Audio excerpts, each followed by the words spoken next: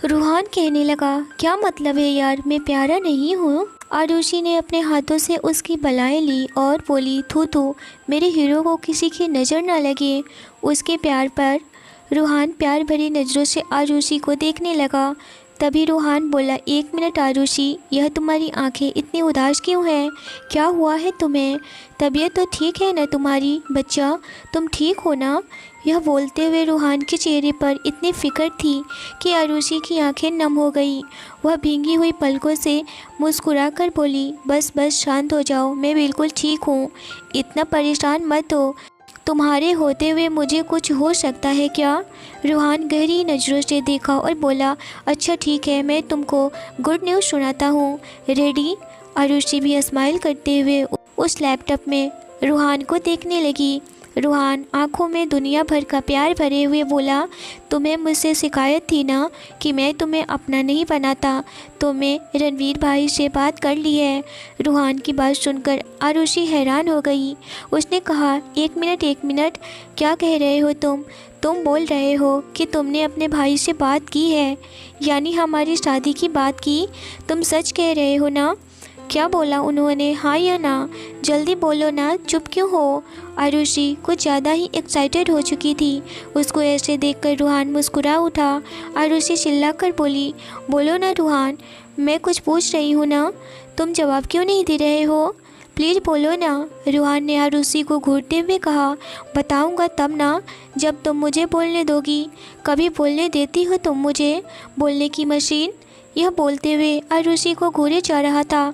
आरुषि ने अपने कान पकड़ ली और फिर मुस्कुराते हुए बोली, सॉरी ना रूहान, मैं ओवर एक्साइटेड हो गई थी। चलो अब बताओ, क्या बोला? रूहान बोला, ऑफ कोर्स बच्चा, भाई ने हाँ कर दी है, हमारी शादी होने वाली है। यह बोलते हुए एक्साइटेड में रूहान की आवाज़ बुलंद हो गई तो वही आरुषि तो जैसे यह खुशी बर्दाश्त नहीं कर पा रही थी।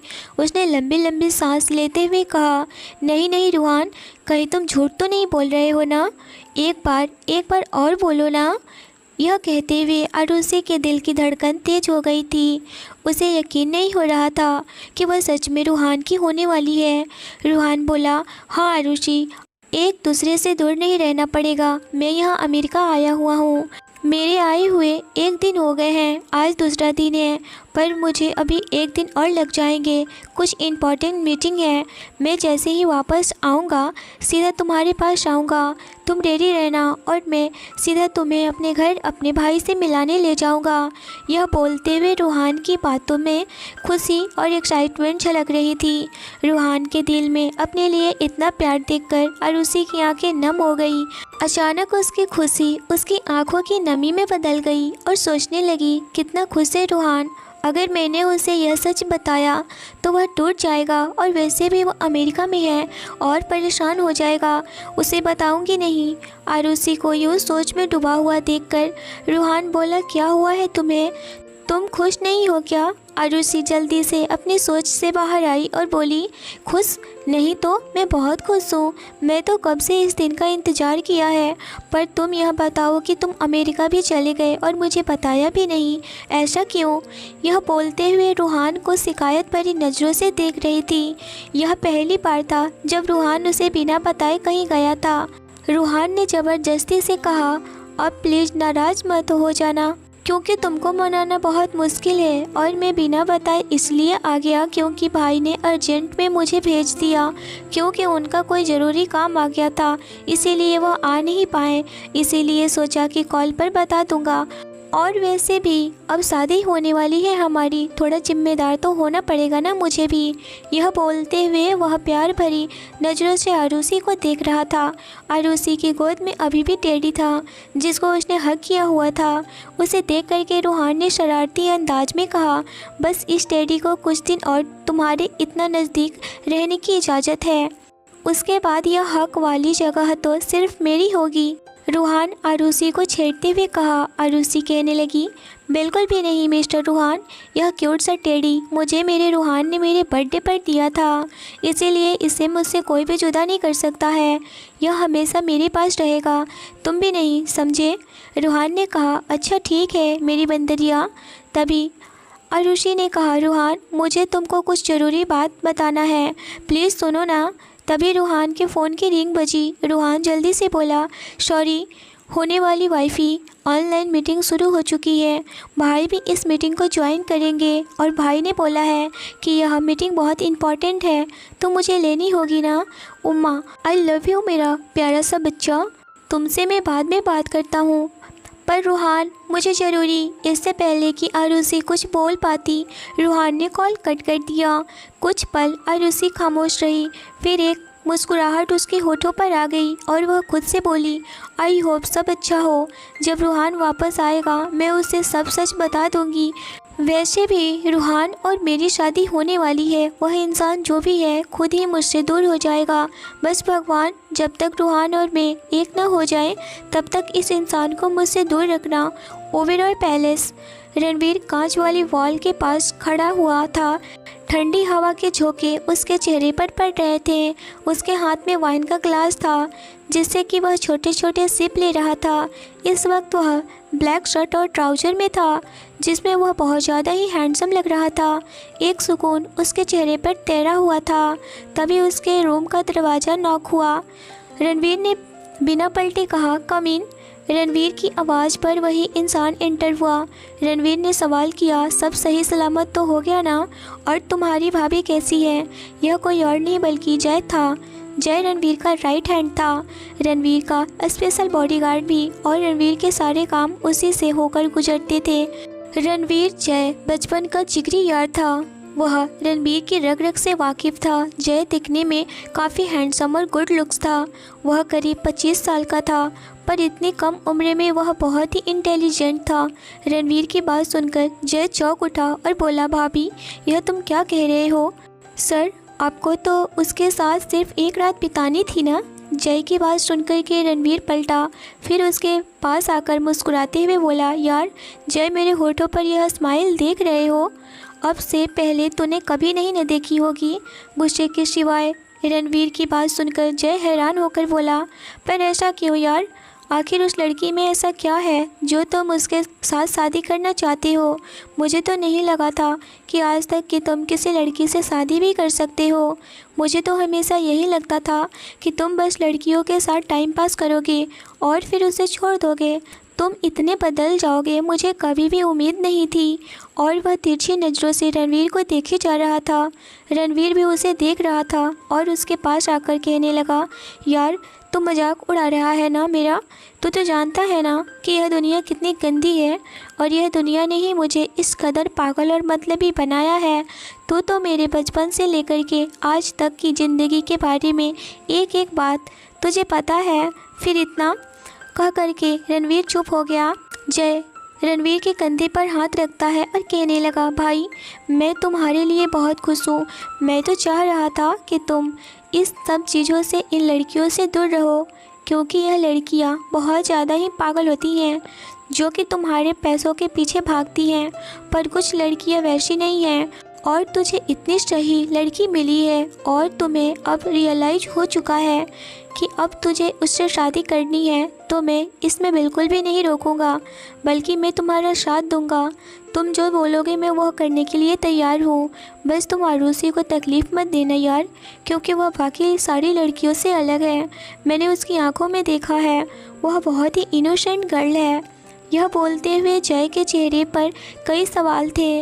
रणवीर ने जय के कंधे पर अपना हाथ रख दिया और मुस्कुराते हुए बोला, हाँ वह मुझे सिर्फ एक रात के लिए चाहिए थी, पर जब मैं उसके नज़दीक गया, उसे छुआ, उसे महसूस किया, एक अलग ही कनेक्शन फील हुआ, और न जाने कैसे उसके सामने मुझे उसे शादी करनी है, यह मेरे दिल और ज़बान दोनों से निकल गया। कुछ पता नहीं चला आखिर उस लड़की में ऐसा क्या है जो मुझे इतना अट्रैक्ट कर रही है। यह सब बोलते हुए रणबीर के चेहरे पर एक सुकून भरी स्माइल था, जहां हर वक्त एक सिर्फ गुस्सा होता था। यह सब देख कर के जय हैरान था कि यह चमत्कार हुआ कैसे। जय ने सवालिया नज़रों से रणवीर को देखते हुए कहा, पर यार आरुषि तुमसे शादी करेगी नहीं, वह बहुत गुस्से में थी, तुम उससे शादी कैसे कर पाओगे? जय की बात सुनकर अचानक से रणवीर के चेहरे की स्माइल गहरी हो गई। वह सोफे पर गिर गया। फिर अपनी आंखें बंद करके बोला, शादी अब रणबीर ओबेरॉय की भी होगी। जिस लड़की को सिर्फ बिस्तर तक रखा, आज वह शादी करना चाहता है। यह तो खुद में ही बहुत बड़ी बात है। फिर रणबीर ने इशारा किया उसके चेहरे पर। जय ने उसके ग्लास में वाइन डाल दी। जय ने धीरे आवाज़ में बोला, लेकिन यार अगर वह शादी को मना करती तो? जय यह सब डरते हुए सवाल कर रहा था। रणवीर ने वाइन का सिप लेते हुए कहा, तू तो जानता है ना यार, मैं RA हूँ। कुछ भी मेरे लिए इम्पॉसिबल नहीं है। उसे मेरे से शादी नहीं करनी है। इट डजंट मैटर, मैं उससे शादी करना चाहता हूँ, यह काफ़ी है। तो उसे तो शादी करनी पड़ेगी। इसके अलावा उसके पास कोई और ऑप्शन बचेगा ही नहीं, क्योंकि वह रणबीर ओबेरॉय को पसंद आ गई है। और मेरे पास कई रास्ते हैं उसको अपने करीब लाने की। सुना है उसका एक छोटा सा भाई भी है। जय कहने लगा, हाँ यार, यह तो मुझे भी नहीं पता था, लेकिन जब मैं सुबह में उसके घर के पास खड़ा था तो उसके घर से एक 10 से 11 साल का लड़का बाहर निकला और आरुषि को बाय बोल रहा था।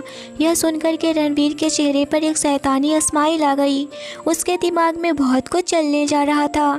जय कहने लगा, तुम बस कल की तैयारी कर लो, मुझे 2 दिनों के अंदर ही शादी करनी है। इतना तो तुम्हें पता ही है, प्लान क्या है वही करो। वह सारा प्लान जय को बता दिया। जय कहने लगा, पर रणवीर, इसमें कोई गड़बड़ या फिर? इतना अभी जय बोल ही रहा था कि रणवीर बीच में ही कहने लगा, इसमें कोई भी गड़बड़ नहीं होनी चाहिए, क्योंकि यह मेरी आरुषि का सवाल है और उसके फैमिली वाले को कुछ हुआ तो मैं बर्दाश्त नहीं करूँगा।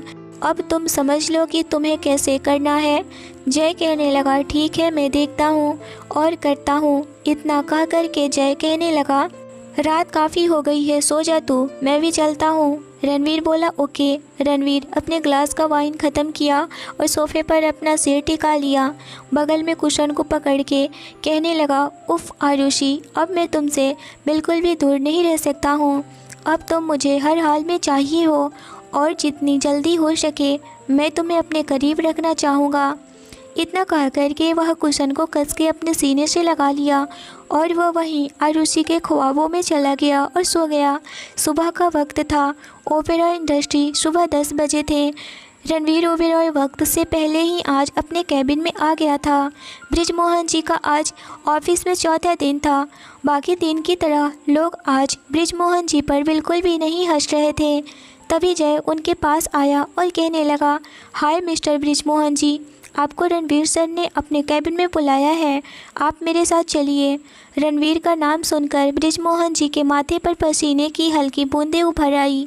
वह धीमी आवाज़ में बोले, जी चलिए, लेकिन अंदर ही अंदर बहुत डर रहे थे कि पता नहीं अब वह क्या ही बोलेगा।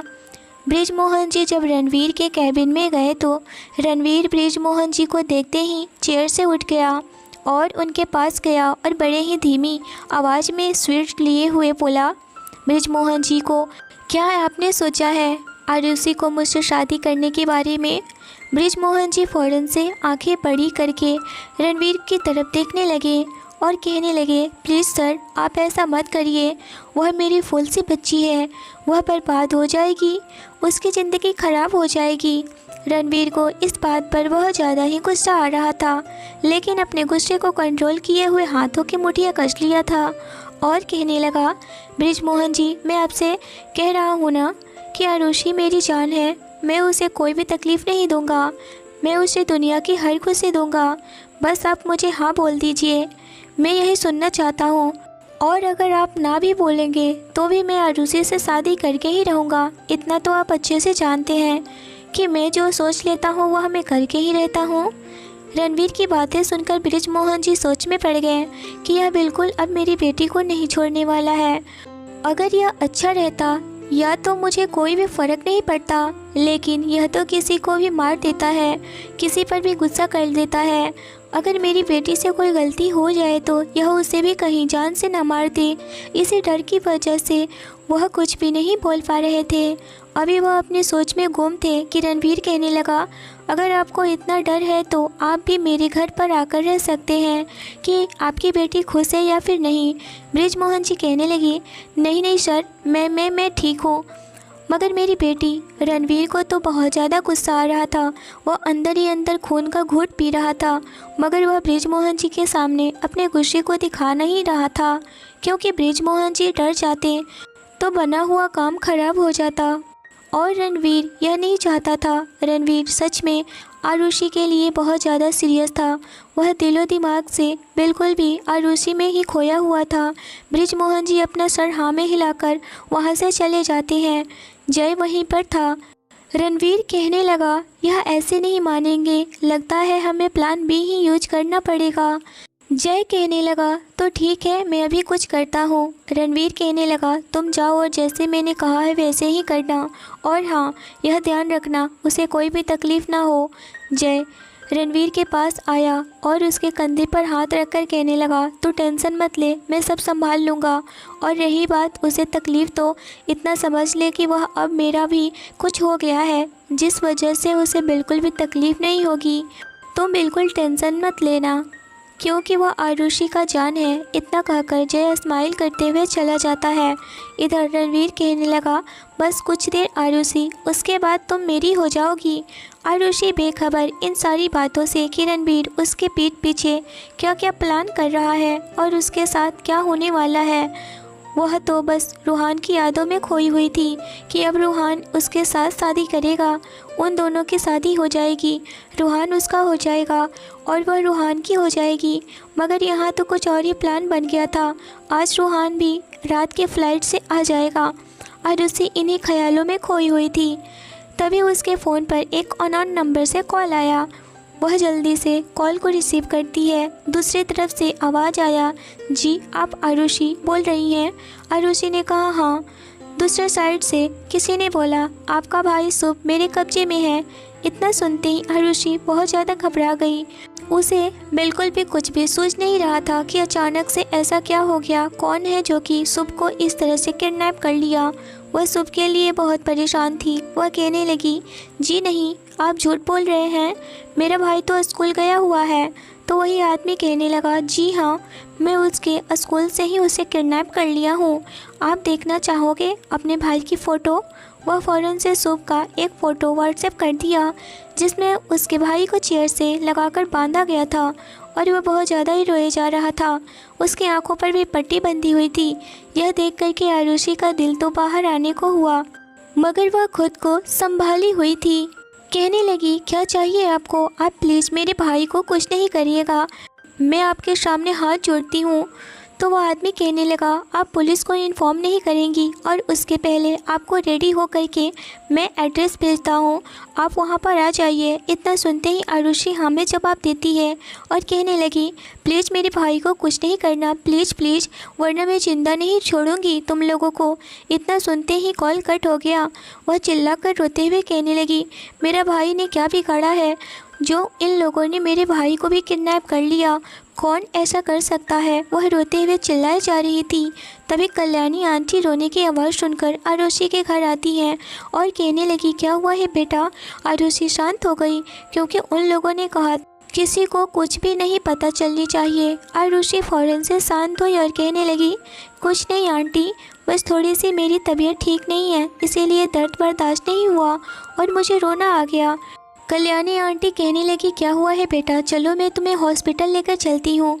आरुषि कहने लगी, नहीं आंटी, मैं चली जाऊँगी, मेरे पास दवा है, मैंने दवा खा लिया है, मैं चली जाऊँगी कुछ देर में, आप टेंशन मत लीजिए। कल्याणी आंटी को बहुत ज़रूरी काम था, वह घर से बाहर जा रही थी और वह आरुषि की रोने की आवाज़ सुनकर आ गई थी। कल्याणी आंटी कहने लगी, ठीक है बेटा, मैं चलती हूँ, मुझे कुछ ज़रूरी काम है, मैं बाहर जा रही हूँ, तुम अपना ख्याल रखना, कुछ भी हो मुझे कॉल करना। आरुषि कहने लगी, जी हाँ आंटी, मैं कॉल करूँगी, मैं ठीक हूँ। इतना सुनकर के कल्याणी आंटी वहाँ से चली जाती है।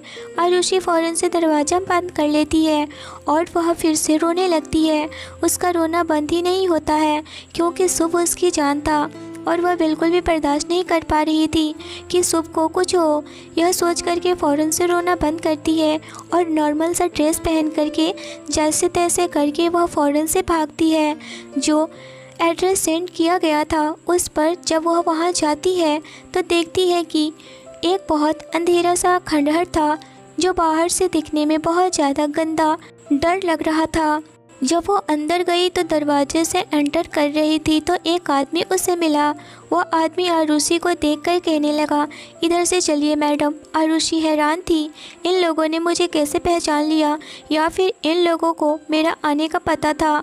वह कुछ नहीं कहती है और वह चुपचाप उस आदमी के पीछे पीछे जाने लगती है। जब वह उस खंडहर के अंदर जाती है, उसके अंदर देख कर के उसकी आंखें फटी की फटी रह जाती है, क्योंकि वह बाहर से खंडहर था मगर अंदर तो महल की तरह था और वह काफ़ी डेकोरेट किया गया था, ऐसे जैसे कि किसी की शादी हो। वह उस आदमी से कहने लगी, भैया आप यहाँ क्यों लेकर आए हैं? ज़रूर आपको कोई गलतफहमी हुई है। मैं यहाँ अपने भाई के लिए आई हूँ। मेरा भाई कहाँ है? वह आदमी कुछ नहीं बोलता है, वह बस सीधा चलते जाता है और वह सिर्फ चलने के लिए ही कहता है। वह एक कमरे के दरवाजे के पास लेकर जाता है और कहता है, मैडम आप अंदर जा सकती हैं, मुझे जाने की इजाज़त नहीं है। इतना कहकर के वह दरवाज़ा थोड़ा सा पुश करता है। उस दरवाजे को खोलते ही उसमें चारों तरफ से मिरर लगे हुए थे और बहुत ही अच्छे से रूम को भी डेकोरेट किया गया था। वह डरे हुए अंदर एंटर हुई। जैसे ही वह अंदर गई, दरवाज़ा बाहर से बंद कर दिया गया। यह देखकर आरुषि बहुत हैरान हो गई थी और वह ज़ोर से चिल्लाने लगी, खोलो दरवाज़ा, दरवाज़ा क्यों बंद किया तुमने? और वह बहुत ज़्यादा ही घबराई हुई थी और डरी हुई भी थी और वह सोचने लगी, पता नहीं यह लोग कौन हैं, मेरा भाई कहाँ है और इन लोगों ने मुझे क्यों बंद कर दिया। जब वह पीछे पलट कर देखती है तो बड़ा सा कमरा, उसमें बहुत बड़ा सा बेड और एक बड़ी सी चेयर। उस चेयर पर एक आदमी बैठा हुआ था। तभी वह यह सब देख ही रही थी कि वह आदमी की आवाज़ आती है, तुम आ गई, मैं तुम्हारा कब से इंतज़ार कर रहा था। और इतना कहते हुए वह इंसान खड़ा हो गया। जब वह आरुषि की तरफ घूमा तो आरुषि उसे देख करके पूरा हैरान नज़रों से उसे देखने लगी और वह डर से कांपने लगी और कहने लगी, तुम यहाँ प्लीज़ जाने दो मुझे। और ज़रूर आपने ही मेरे भाई को किडनैप किया है, मेरे भाई को छोड़ दो। वह कोई और नहीं बल्कि रणवीर ओबेरॉय ही था। वह आरुषि के करीब कदम बढ़ाने लगा और वह कहे जा रहा था, मैं तुम्हारा ही वेट कर रहा हूँ जाना, तुम क्यों मुझे इतना वेट करवाती हो? और रही बात तुम्हारे भाई की, तो हाँ, तुम्हारा भाई मेरे पास ही है और तुम अगर अपने भाई की सलामती चाहती हो तो तुम्हें मुझसे शादी करनी होगी। इतना सुनते ही आरुषि अपने कानों पर हाथ रख लेती है। वह बिल्कुल कभी नहीं ऐसा सोची थी कि उसकी लाइफ इस तरह से मोड़ ले लेगा। अभी कल ही तो रूहान से उसे गुड न्यूज़ सुनाया कि अब हमारी शादी को कोई नहीं रोक सकता है, भाई ने भी शादी के लिए हाँ कर दिया है। और फिर आज ही यह सब वह अपनी किस्मत पर रोए जा रही थी, पर अपने प्रॉब्लम, अपने दुख को बताए तो किसे बताए, कौन सुने और समझेगा। वह खुद भी बहुत ज़्यादा अपने आप से गुस्सा थी। वह दौड़ करके रणवीर के कदमों में गिर गई और हाथ जोड़कर कहने लगी, प्लीज़ रणवीर सर, प्लीज़ मुझे माफ़ कर दीजिए, मुझे आपसे इस तरह से बात नहीं करनी चाहिए थी। आपको जो सज़ा देनी है मुझे दे दीजिए, लेकिन प्लीज़ मेरे भाई को छोड़ दीजिए। आरुषि को इस तरह से तड़पते हुए रोते हुए देख करके रणवीर को बिल्कुल भी अच्छा नहीं लग रहा था। उसके दिल में टीस से उठ रही थी। वह अपने हाथों की मुठ्ठियाँ कस लिया और वह फ़ौरन से आरुषि को कंधे से पकड़ के उसे उठाया और कहने लगा, जाना स्वीटी, तुम इतना घबरा क्यों रही हो? मैं तुम्हारे भाई को कुछ नहीं करूँगा, बस तुम्हें शादी मुझसे करनी होगी, इसके अलावा मुझे कुछ नहीं चाहिए। मैं तुम्हारे भाई को यहाँ राजा की तरह रखूँगा, तुम बिल्कुल भी टेंशन नहीं लो। जाना, तुम मुझसे समझने की कोशिश करो ना, तुम बस मुझसे शादी कर लो। शादी के नाम से ही आरुषि 2 कदम पीछे हट गई और वह रणवीर को देखने लगी और कहने लगी, मुझे बिल्कुल भी उम्मीद नहीं थी कि आप ऐसे कहोगे। प्लीज़ मुझे छोड़ दो ना, क्यों इस तरह से मेरे पीछे पड़ी हो? मैंने क्या बिगाड़ा है आपका? रणवीर फिर उसके करीब आया और कहने लगा, स्वीटी, तुमने मेरा कुछ नहीं बिगाड़ा है, बल्कि मैं तुम्हारा बिगाड़ा और बिगाड़ रहा हूँ। लेकिन मैं क्या करूँ, अपने दिल के हाथों मजबूर हूँ। तुम बस मेरे से शादी के लिए हाँ कर दो। आरुषि सोचने लगी, अगर मैं इससे शादी नहीं करूँगी तो मेरा भाई को यह कुछ भी कर देगा। और मैं अपने भाई को खोना नहीं चाहती हूँ। फिर दूसरे ही पल उसे रूहान की याद आने लगी और वह कहने लगी, मैं रूहान के साथ भी धोखा नहीं कर सकती हूँ, मैं उसे ऐसे कैसे। उसके साथ फिर वह कहने लगी, मेरे पास कोई दूसरा ऑप्शन भी तो नहीं है ना, मैं क्या करूँ भगवान, मुझे प्लीज़। और वह इतना सोचकर आंखों से आंसू बहाए जा रही थी। वह बैठ गई ज़मीन पर और फूट फूट कर रोने लगी। उसे कुछ भी इस वक्त नहीं सूझ रहा था। उसे रोता हुआ देख कर के रणवीर की आंखें भी भर आई थी, मगर वह तो सिर्फ और सिर्फ आरुषि को अपना बनाने के लिए यह सब कर रहा था। मगर वह ऐसे आरुषि को रोता हुआ भी तो नहीं देख सकता था ना। वह आरुषि के पास गया और उसे कंधे से उठाकर उसे बेड पर बिठाया और उसके करीब बैठ गया और कहने लगा, स्वीटी मेरी बात ध्यान से सुनो, मैं नहीं तुम्हें परेशान करना चाहता हूँ और ना ही तुम्हारे फैमिली वाले को, बस मैं तुमसे प्यार करने लगा हूँ। तुम मुझे समझने की कोशिश करो ना, मैं तुम्हारी आंखों में यह आंसू बिल्कुल भी नहीं देखना चाहता। वह आरुषि के आंसू पोंछे जा रहा था और उसे सीने से लगा लिया। आरुषि सोच ली थी, ठीक है, मुझे अपने भाई के लिए जो भी करना पड़ेगा मैं करूँगी। इस इंसान से शादी करनी पड़ेगी तो भी मैं कर लूँगी। मैं रूहान को सब सच बता दूँगी। मुझे लगा कि रूहान आएगा तो मैं सब कुछ बता दूँगी, मगर यहाँ तो सब उल्टा ही हो गया। आरुषि शादी के लिए हाँ कर दी। यह सुनकर के रणवीर की आंखें खुशी से चमक उठी। वह फ़ौरन से रेडी करने वाली लड़की को बुलाता है जो कि वह पहले से आई हुई थी। रणवीर लड़की से बोलता है, मेरी स्वीटी को बहुत अच्छे से तैयार करना, कोई भी कमी ना रह जाए। वह लड़की हाँ में सर हिला देती है और आरुषि को रेडी करने लगती है। आरुषि की आंखों में बेइंतहा आंसू थे। वह सोच भी नहीं सकती थी कि आज वह इस तरह से किसी और की होने जा रही है। वह रूहान के लिए बहुत रो और तड़प रही थी। उसे अंदर से खुद से ही गुस्सा आ रहा था कि मैं उस रणवीर ओबेरॉय की ऑफिस में क्यों गई। मुझे नहीं जाना चाहिए था ना, मैं जाती ना, मैं इतना बोलती और ना ही यह इंसान मेरे साथ इतनी गंदी हरकत करता। वह इस वक्त दुल्हन के लाल जोड़े में बहुत ही खूबसूरत लग रही थी। वह लहंगा करीबन लाखों का था और वह रणवीर ओबेरॉय की पसंद का लहंगा था। आज तो वह एकदम से उस लहंगे में चार चांद लगा रही थी, भला की खूबसूरत लग रही थी। मगर वह तो रूहान की होने वाली थी, पर वह आज किसी और की होने जा रही है। यह सोच करके उसका दिल रो रहा था। उसके पैरों तले से ज़मीन खिसक रही थी।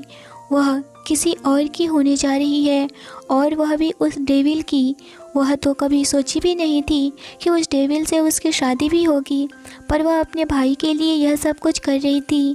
अगर उसके भाई को कुछ हो जाता तो वह जिंदा नहीं रह पाती। ब्रिजमोहन जी ऑफिस में इस वक्त थे। उनका भी मन बहुत बेचैन हो रहा था क्योंकि ब्रिजमोहन जी के सामने रणवीर ने बहुत बड़ी शर्त रखी थी कि अगर वह आरुषि की शादी उससे करवा देते तो वह इस जॉब से उन्हें छुटकारा दे देता और बदले में उन्हें बहुत सारा पैसा भी देता। ब्रिजमोहन जी समझ गए कि वह खरीदना चाहता है ब्रिजमोहन जी को, और वह भी आरुषि के लिए। पर वह कुछ भी हो जाए, आरुषि को उस शैतान के हाथों में तो कभी नहीं जाने देंगे। इस वजह से वह उसकी शर्त ठुकरा दिए और वह इस ऑफिस में जॉब करने के बारे में सोच लिए थे, क्योंकि वह आरुषि को कभी भी उस रणवीर ओबेरॉय के साथ शादी करने के लिए हाँ नहीं करने वाले थे। इधर रणवीर अपना ही साथी दिमाग चला करके आरुषि को अपने जाल में फंसा लिया था, क्योंकि उसने शुभ को किडनैप जो कर लिया था। आरुषि इस वक्त आंखों में आंसू भरे हुए आईने के सामने खड़ी थी। यह इंसान कैसा है, मुझे इतना क्यों परेशान कर रहा है, मैंने इसका क्या बिगाड़ा है। अपने सोच में डूबी हुई थी। वह सोने की कढ़ाई किए हुए रेड लहंगे में काफ़ी खूबसूरत लग रही थी। कानों में बड़े बड़े झुमके, माथे पर मांग टीका, आँखों में आईलाइनर्स। उसकी आंखें आज बहुत ही प्यारी लग रही थी। होठों पर रेड लिपस्टिक, हाथों में पूरे भर की चूड़ियाँ, कमर पर कमरबंद लगे बड़ा सा नेकलेस। वह काफ़ी प्रिटी लग रही थी आज। जब वह रेडी हो गई तो रेडी करने वाली लड़की कहने लगी, मैं अब चलती हूँ मैडम, आपका काम हो गया। वह जैसे ही बाहर निकलने वाली होती है तभी रणवीर अंदर आता है, पर वह कहने लगा, क्या आपने मेरी होने वाली स्वीटी को अच्छे से तो तैयार कर दिया ना। वह लड़की हाँ में सर हिला दी और वह वहाँ से चली गई। रणवीर आरुषि के करीब आया। वह इस वक्त भी मिरर के सामने खड़ी बस आंखों में आंसू लिए हुए देखे जा रही थी और वह रूहान के बारे में सोचे जा रही थी। उसे बिल्कुल भी समझ में नहीं आ रहा था कि वह रूहान को क्या कहेगी, कैसे अपना चेहरा दिखाएगी रूहान को यह जानकर कैसा लगेगा। पर वही दूसरी तरफ सुप के बारे में सोचकर कि मेरा भाई है, मैं उसे कैसे इस जानवर के पास छोड़ सकती हूँ, वह मेरी जान है, मैं उसके बिना बिल्कुल भी नहीं रह सकती हूँ। यही सब सोचकर आरुषि के आंसू आंखों से बाहर आने के लिए बेताब हुए जा रहे थे। तभी पीछे से रणवीर आकर उसे बाहों में कस लिया और कहने लगा, बहुत ही खूबसूरत लग रही हो स्वीटी, इतनी खूबसूरत कि मेरी ही नज़र कहीं ना लग जाए। और वह आईने में आरुषि को देखकर उसकी बलाएं लेने लगा और आरुषि को अपनी तरफ घुमाया। जब उसके चेहरे पर अपनी नज़र डालता है तो उसकी ब्लू और खूबसूरत आंखें आंसुओं से भरी हुई थी। रणवीर के दिल में दर्द होने लगा। रणवीर बोला, क्यों स्वीटी, तुम क्यों रो रही हो? तुम प्लीज़ नहीं रो ना, तुम्हें मैं इस हालत में नहीं देख सकता हूँ। आरुषि कहने लगी, जब आप मुझे इस हालत में नहीं देख सकते हैं तो मुझे क्यों नहीं छोड़ देते, क्यों मेरे पीछे पड़े हुए हैं? बाकी चाहते क्या हैं आप मुझसे? मैं वह चाहता हूँ वही तो मैं कर रहा हूँ। मैं तो पहले तुम्हारे साथ एक रात बिताना चाहता था, पर अब मैं एक रात नहीं बल्कि मैं अपनी पूरी लाइफ तुम्हारे साथ बिताना चाहता हूँ स्वीटी। आरुषि यह सुनकर के आंखें बड़ी कर लेती है कि यह इंसान मेरे साथ एक रात बिताना चाहता था। अगर यह इंसान मुझे एक रात बिता लिया होता तो मैं रूहान को क्या मुँह दिखाती। वह हर बात रूहान के बारे में ही सोचे जा रही थी और क्यों न सोचे, वह उससे मोहब्बत जो करती थी। पर मोहब्बत तो अब शायद रणवीर भी करने लगा था आरुषि से, पर वह आरुषि को क्या ही समझाए और आरुषि समझ भी नहीं पा रही थी क्योंकि वह रूहान से मोहब्बत करती थी। अब रूहान को वह क्या जवाब देगी, उसे कुछ भी समझ में नहीं आ रहा था। अपने भाई को बचाए या अपनी शादी को बचाए, उसे कुछ भी नहीं सोच रहा था। इस वक्त वह पागल सी हो रखी थी, पर फिर भी अपने भाई के लिए वह कदम उठाने के लिए तैयार हो गई थी, जो कि उसका दिल दिमाग बिल्कुल भी राजी नहीं था। रणवीर कहने लगा, स्वीटी तुम इस तरह से रोगी, मंडप में देखो तो तुम्हारा फेस बिल्कुल भी अच्छा नहीं लग रहा है, प्लीज़ ना ऐसे मत रो स्वीटी। इतना कह कर के आरुषि का आंसू पोंछने लगा था और उसे गले लगाकर उसे संभालने की पूरी कोशिश करता है। स्वीटी समझो यार, मैं तुम्हें कोई भी परेशानी नहीं होने दूंगा, जाना। इतना कह कर के आरुषि के चेहरे को अपने हाथों में लेकर माथे पर किस कर लिया, उसे हक कर लिया। अब क्या होगा आरुषि का और आरुषि कैसे रणवीर को संभालेगी और रणवीर आरुषि के साथ क्या करेगा, ये जानने के लिए बने रहिए मेरे चैनल पर और आगे की स्टोरी नेक्स्ट एपिसोड में आएगा। कहानी अच्छी लगी हो तो लाइक, सब्सक्राइब और शेयर ज़रूर करें। मिलते हैं एक इंटरेस्टिंग एपिसोड के साथ। Thanks for watching. हीरा भाई की बात सुनकर के माही ने घबराते हुए कहा, नहीं प्लीज़ मुझे जाने दो, मेरे साथ ऐसा मत करो ना, मैं ऐसी लड़की नहीं हूँ, मैं बहुत ही शरीफ लड़की हूँ। किसी ने मेरे साथ धोखा किया है, बहुत गलत किया है मेरे साथ। माही को रोता देख करके हीरा बाई बहुत ज़्यादा ही इरिटेट हो गई और गुस्से से चिल्लाते हुए बोली, देख लड़की, ज़्यादा बकबक की ना तो थोड़ा सज़ा नहीं दूँगी, समझी तो? और तो सब क्या देख रही हो, पकड़ो इस लड़की को और मेरे सामने लाओ। और लड़कियां उसे पकड़ के हीरा बाई के कदमों में डाल दी और हीरा बाई ने एक जोरदार थप्पड़ उसके मुंह पर दे मारी तो माही के होठों से खून निकलने लगा और फिर उसका मुंह अपने हाथ से पकड़कर खींचते हुए बोली, देख लड़की, जितना तू परेशान करेगी उतने ज़्यादा आदमी तेरे पास भेजूंगी, जितना तू मुझे परेशान करेगी उतना ज़्यादा तुझे टॉर्चर करूंगी मैं। और जब तेरे बॉडी के हर एक पार्ट से खेलेंगी ना तब तुझे समझ आएगा। इसीलिए अच्छा यह है कि तू जितनी जल्दी अपनी सच्चाई को कबूल कर ले उतना अच्छा है, क्योंकि यहाँ कोई तुझे बचाने नहीं आने वाला है। जो एक बार यहाँ आ जाता है उसकी इस कोठी से बस अर्थी ही उठती है। ले जाओ इसे और तैयार करके लाओ। हीराबाई गुस्सा होते हुए बोली। 2-3 लड़कियां उसे खींचते हुए एक कमरे में लेकर गई। फिर एक लड़की ने दूसरे लड़की को इशारा किया और उसने मुस्कुराते हुए माही के सर पर कुछ मार दिया, जिससे माही का सर चकरा गया और वह वहीं बेहोश हो गई। फिर उसे शॉर्ट से कपड़े पहना दिया गया और फिर उसका डार्क मेकअप करना शुरू कर दिया। 5 घंटे के बाद उसे होश आया। आंखें खोली तो देखा कि वह बहुत छोटे कपड़े में थी। शीशे में खुद को देखी तो उसकी चीख निकल गई और रोते हुए कहा, यह मैं नहीं हूँ। यह मैं कैसे कपड़े पहने हैं? इसमें मेरा सारा बॉडी दिख रहा है। मैं यह नहीं पहन सकती हूँ। यह मेरा मेकअप हुआ है। यह कैसा मेकअप हुआ है? उसके शोर की आवाज़ सुनकर के हीराबाई, जो अभी झूले पर बैठी थी, पान चबा रही थी, मुंह बनाते हुए कही, कर दिया इस लड़की ने तमाशा शुरू। होश में आते ही चलो देखते हैं। जब हीराबाई रूम में एंटर हुई तो हैरान रह गई। उसकी खुशी का ठिकाना ही नहीं रहा और माही की बलाएं लेते हुए कहने लगी, कितनी प्यारी लग रही है तू, किसी की नज़र ना लगे। तेरे 10 लाख रुपए दे करके कोई गलती नहीं की है मैंने। तुझे बहुत ज़्यादा कमाई होने वाली है मुझे। चल, मेहमान तेरा दूसरे कमरे में इंतज़ार कर रहे हैं। हीराबाई की बात सुनकर के माही ने हाथ जोड़ते हुए बोली, नहीं, मैं नहीं जाऊंगी।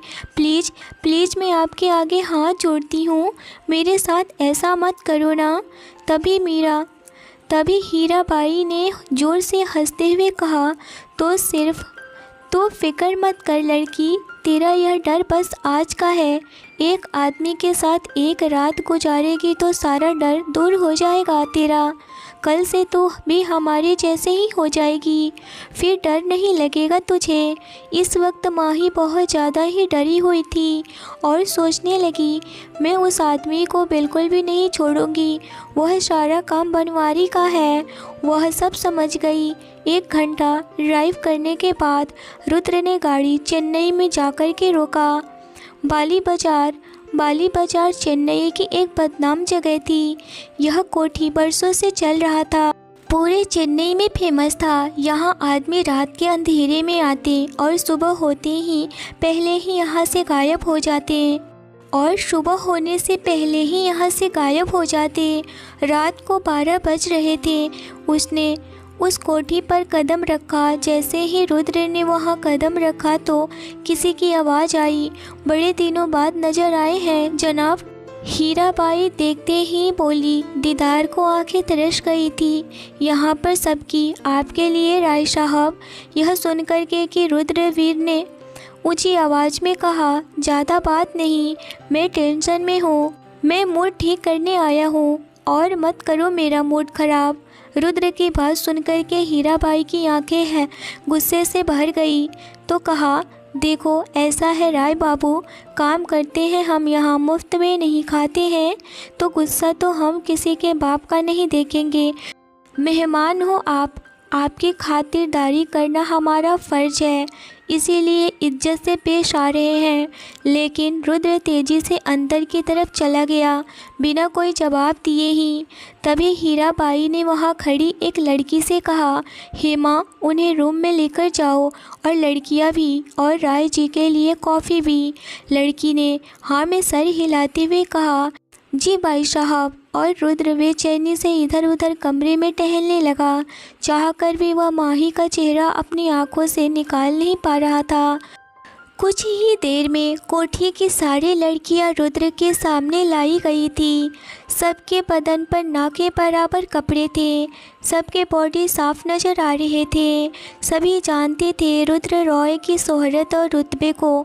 मन ही मन यह मन्नत कर रहे थे कि वह उसे सिलेक्ट करे। तभी रुद्र ने देखा एक लड़की जो सबसे ज़्यादा खूबसूरत और प्यारी थी। शायद उसे देख कर के पूछा, क्या तुम नई आई हो? तभी हीराबाई ने कहा, जी हाँ, यह लड़की नई है और यह बिल्कुल ताज़ा है, किसी ने हाथ भी नहीं लगाया है इसे। तो रुद्र ने उस लड़की से कहा, तुम आओ रेडी होकर।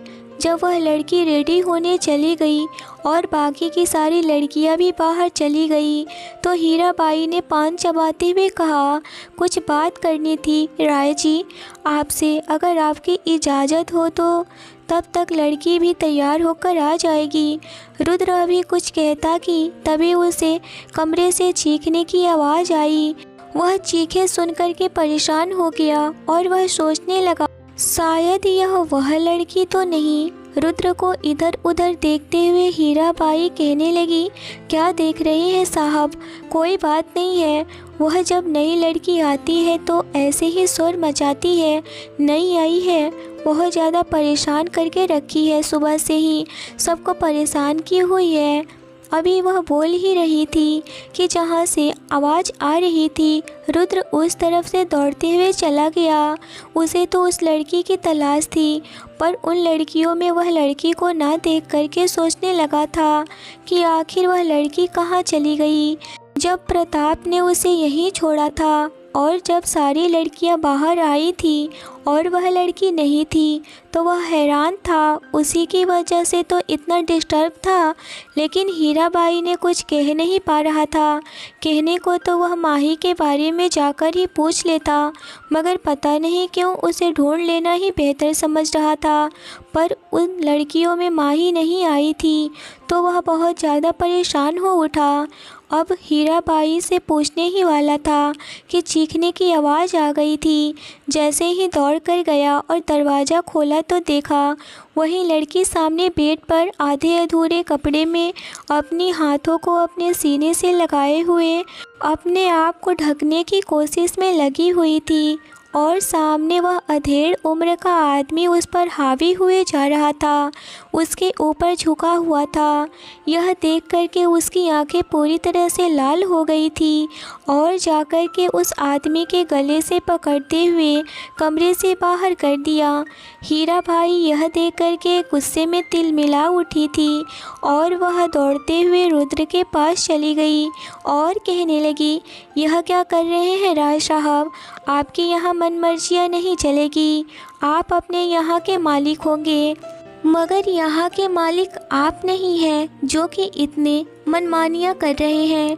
हमारे मेहमान के साथ इस तरह से बदतमीजियाँ आप नहीं कर सकते हैं, क्यों इस तरह से भगा रहे हैं।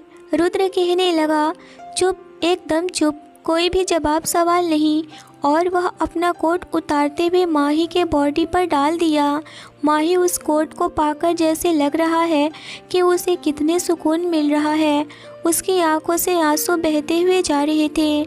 उसकी खूबसूरत आंखें पूरी तरह से सूज चुकी थी। उसकी हालत ख़राब हो रही थी।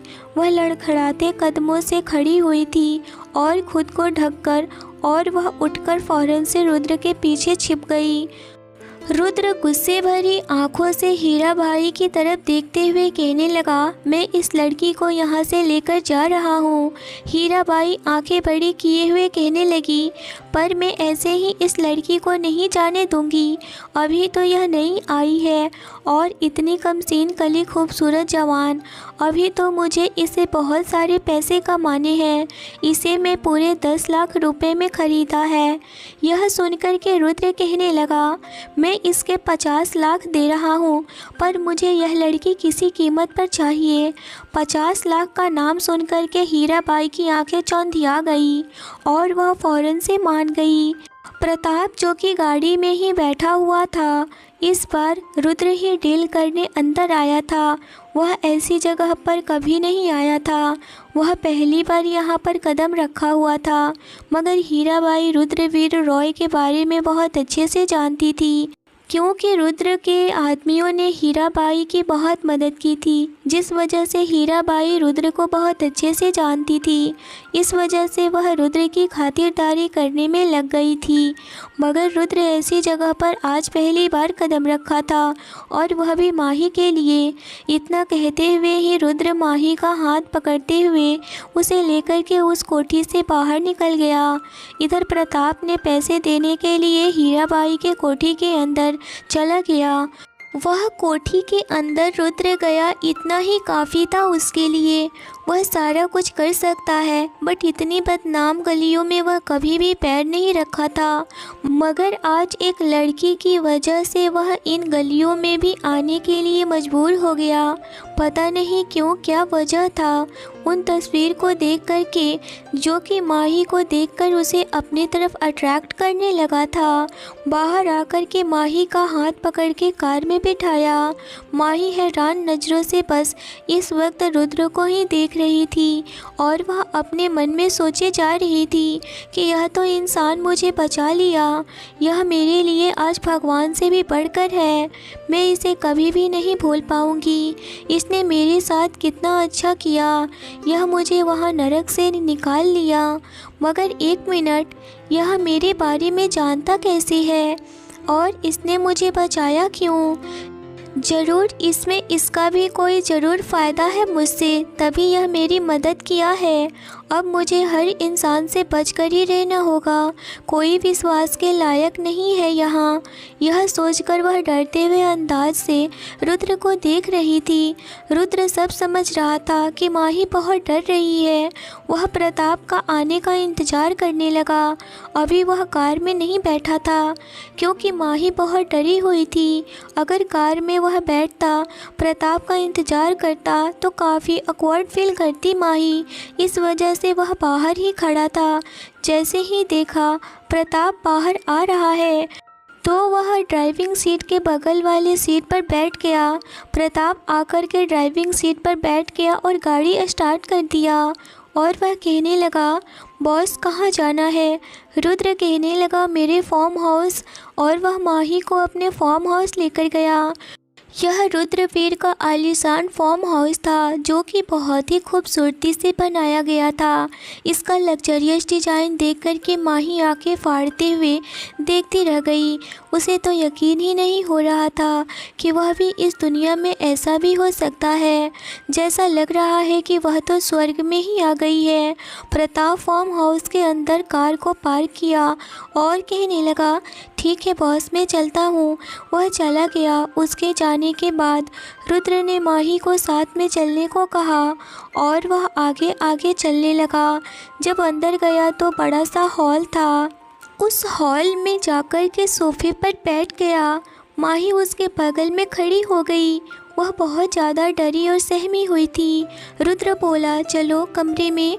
माही यह सुनकर और ज़्यादा डर गई और सोचने लगी, कहीं यह इंसान मुझे वहाँ से बचाकर यहाँ लाकर मेरे साथ कुछ खुद के लिए ही तो नहीं लेकर आया है यह इंसान। और वह डरी हुई थी, आगे कदम भी नहीं बढ़ा रही थी। तभी रुद्र कहने लगा, डरो मत, कमरे में चलो, कपड़े चेंज कर लो, मैं दे रहा हूँ तुम्हें। फिर भी माही आगे नहीं बढ़ रही थी। इतना देख कर के वह चिल्लाते हुए अपने सर्वेंट को बुलाया। कमला दौड़ते हुए रुद्र के बुलावे पर आई और कहने लगी, जी सर बोलिए, क्या बात है? वह कमला से कहने लगा, ले जाओ इन्हें और कमरा दिखा दो ऊपर वाला, ताकि यह अच्छे से रेडी हो सके। इस वक्त माही एक शॉर्ट ड्रेस में थी जिससे उसे बहुत ज़्यादा ही एम्बैरेसिंग फील हो रहा था। अनकंफर्टेबल सा लग रहा था। गोरे लंबे पाँव यूं ही दिख रहा था। जब माही जाने लगी तो रुद्र एक बार माही को पीछे से देखा और नज़रें नीचे कर लेता है, बट फिर भी रुद्र को रहा नहीं जाता है। इस वक्त माही बहुत ज़्यादा ही डरी और घबराई हुई थी। जब वह माही के पैरों पर देखा तो पूरी तरह से हैरान रह गया। उसके गोरे पैर पर पूरे चोटों के निशान थे जो कि लाल और काले साफ दिखाई दे रहे थे। वह हैरान था पर वह कुछ नहीं बोला। माही कमरे में उस सर्वेंट के साथ गई। कमला कहने लगी, मैडम यह सर का कमरा है, यह वॉशरूम है, आप जल्दी से वॉशरूम में फ्रेश हो जाइए। मैं तब तक से जल्दी से आपके लिए कोई ड्रेस लेकर आती हूँ। अभी वह यह बोल ही रही थी कि रुद्र कमरे में एंटर किया और कहने लगा, कपड़े की क्या ज़रूरत है? यह सुनकर के माही अपना सर उठाकर उसके तरफ देखने लगी। उसके आंखों में बेबसी और आंसू भरे हुए थे। रुद्र बोला, मेरे पास कुछ कपड़े हैं मेरी बहन का, यहीं पर मैं देता हूँ। तुम एक काम करो, तुम जाकर के जल्दी से खाने की तैयारी करो। यह सुनकर के कमला वहाँ से चली जाती है। रुद्र फ़ौरन से दूसरे कमरे में जाता है और अलमारी खोला और अपनी बहन का एक अच्छा सा ड्रेस निकालकर माही के कमरे में आया और आया तो देखा कि माही कमरे में नहीं है। जब वह वॉशरूम का दरवाज़ा नॉक करता है तभी उसे पानी गिरने की आवाज़ आ रही थी। रुद्र समझ गया कि वह माही उसके अंदर थी। माही को भी लगा कि कोई दरवाजे पर है, पर माही दरवाज़ा नहीं खोलती है। इस पर रुद्र कहने लगा, मैं तुम्हारे लिए कपड़ा लेकर आया हूँ, इसे फ़ौरन से चेंज कर लो। माही कुछ नहीं बोलती है। रुद्र सोचने लगा, यह लड़की आखिर बोलती क्यों नहीं है? जो भी मैं बात बोल रहा हूँ यह उसका जवाब ही नहीं दे रही है। वह दरवाज़ा फिर से नॉक करने लगा कि माही कुछ तो बोले, मगर दरवाज़ा नहीं खुला। माही पूरी तरह से उधर डरी हुई थी कि बार बार यह आदमी दरवाज़ा क्यों बजाए जा रहा है। वह जब जानता है कि मैं इसी में हूँ। फिर रुद्र दरवाज़ा नॉक करना बंद कर दिया, मगर कमरे में ही टहलने लगा। जैसे ही माही वॉशरूम से बाहर आई, वह देखी कि रुद्र वहीं खड़ा है। वह जैसे ही वहाँ से मुड़ने वाली होती है, रुद्र फ़ौरन से उसे रोकने के लिए कहता है, 1 मिनट रुको। माही वहीं पर खड़ी हो जाती है और वह रुद्र उसे वह ड्रेस अपने हाथों से देते हुए कहने लगा, यह लो और इसे चेंजिंग रूम में चेंज कर लो। माही कांपते हुए हाथों से वह ड्रेस ले लेती है और चेंजिंग रूम में चली गई। यह देख कर के रुद्र परेशान होता है कि यह लड़की इतना डर क्यों रही है। कोई और लड़की तो डरती ही नहीं है मुझसे। मैं इस लड़की को बचाया है, फिर क्यों यह डर रही है। कुछ ही देर में माही ड्रेस चेंज करके आई। वह ड्रेस काफ़ी लॉन्ग था, यह गाउन की तरह। रुद्र की बहन काफ़ी स्टाइलिश और लग्जरियस लाइफ जीती थी, जिस वजह से वह काफ़ी शॉर्ट ड्रेस पहनती थी, पर यह तो लॉन्ग था जिसमें माही की सारी बॉडी कवर हो गई थी। रुद्र समझ रहा था। माही को वह ड्रेस दिया कि माही शॉर्ट ड्रेस नहीं पहनती है। वह माही को देखकर ही समझ चुका था और इसीलिए वह अपनी बहन की अलमारी से ढूंढकर वह ड्रेस लाया था और अब माही को अच्छा फील हो रहा था। माही नीचे देखते हुए आ रही थी, तभी अचानक से उसका पैर फिसल गया। अभी वह गिरने वाली होती है कि तभी रुद्र की बाहों में वह थम सी गई, क्योंकि रुद्र तो माही को ही लगातार देखने में लगा हुआ था और वह माही को अपनी बाहों में थाम लेता है, पर रुद्र अनबैलेंस हो गया और वहाँ गिर गया। माही और रुद्र के ऊपर गिरी। माही और रुद्र दोनों की बॉडी एक दूसरे से टच हो रही थी। वो एक दूसरे के सांसों को सुन रहे थे और वहीं माही के होठ रुद्र के होठों से जा मिले थे। दोनों की आंखें एक दूसरे से टकराई और जैसे कोई म्यूजिक चलने लगा था।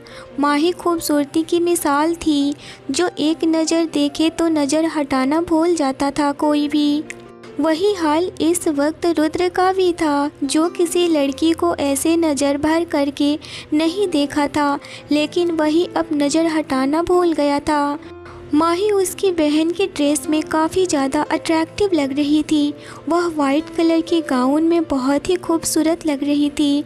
लॉन्ग हेयर जो पूरी तरह से कमर से बिखरे हुए थे, गोल खूबसूरत चेहरा, तीखी नोज, खूबसूरत सी बड़ी गहरी ब्राउन आँखें, आँखों में काजल की लकीर, होठों पर न्यूड लिपस्टिक, हुस्न की मूर्ति लग रही थी। वह दोनों जैसे एक दूसरे की आंखों में खो से गए थे।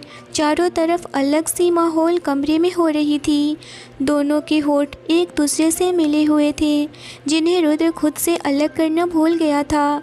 उन दोनों के प्यास को और बढ़ा रही थी और खुद ब खुद रुद्र का हाथ माही की कमर पर चला गया और दूसरा हाथ माही के गर्दन पर, जिसे पकड़कर अपने नज़दीक करके रुद्र उसे तेज़ी से किस किए जा रहा था। वैसे लड़कियों के साथ रातें गुजारना रुद्र के लिए रोज़ाना की आम बात थी, पर माही का यह फील जो उसे कुछ अलग ही लग रहा था। उसे आज तक इतना सुकून नहीं मिला था।